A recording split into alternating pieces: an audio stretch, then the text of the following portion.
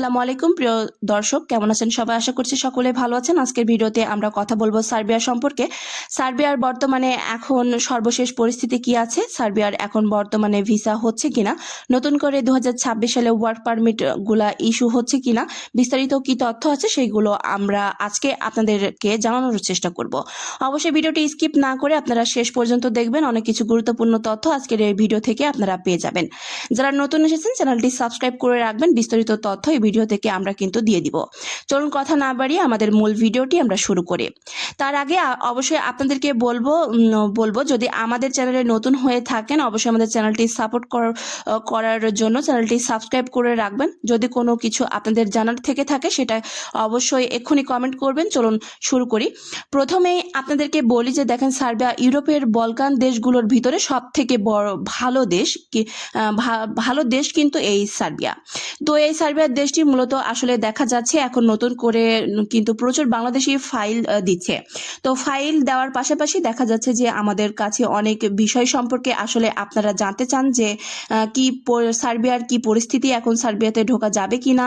তো সার্বিয়াতে এখন আপনি যদি ঢুকতে চান সেক্ষেত্রে অবশ্যই কিন্তু আপনাকে খুবই দ্রুত সময়ে আপনার ফাইলটা কিন্তু ভালো একটা এজেন্সির কাছে জমা দেওয়া লাগবে।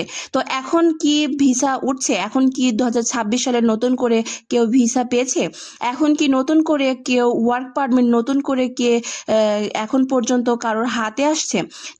দেখেন, ওয়ার্ক পারমিট গুলো তাদেরই আছে যাদেরগুলো 2025 সালে লাস্টের দিকে দেওয়া হয়েছে। 2025 সালে যাদেরগুলা দিয়েছে, 2026 সালে মানে ওয়ার্ক পারমিট পাওয়া মানুষ খুবই কম, বিশেষ করে 2026 সালে আবেদন করা যে ফাইলগুলো আছে,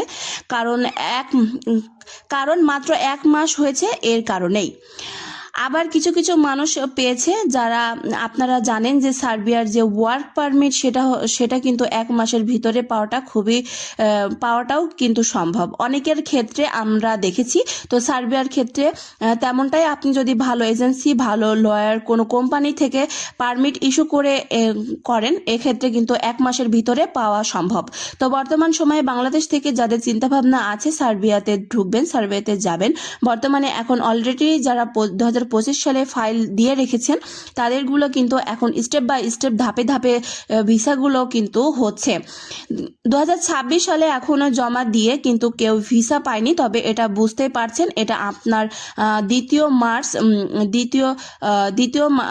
মার্চ চলছে, ফেব্রুয়ারি, তো মার্চ মাস চলছে। এক্ষেত্রে কিন্তু কিছুটা দিন আমাদের ওয়েট করতে হবে, তারপরে কিন্তু আমরা দেখতে পারবো যে 2026 সালে জমা দেওয়া সেই সেইগুলোও কিন্তু ভিসা স্টেপ বাই স্টেপ হয়ে যাবে।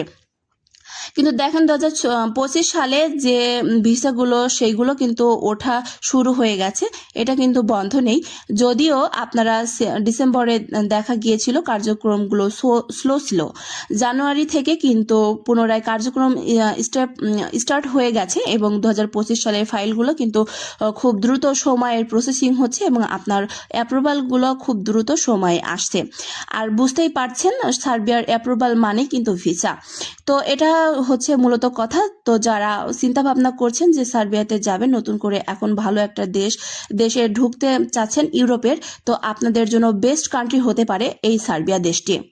অবশ্যই আপনারা এই দেশটিকে পছন্দ করতে পারেন, কারণ বিশেষ করে যে দেশগুলো আছে ইউরোপের নন সেনজেন, তার ভিতরে কিন্তু সব থেকে ভালো দেশই কিন্তু এই ইউরোপের সার্বিয়া দেশটি।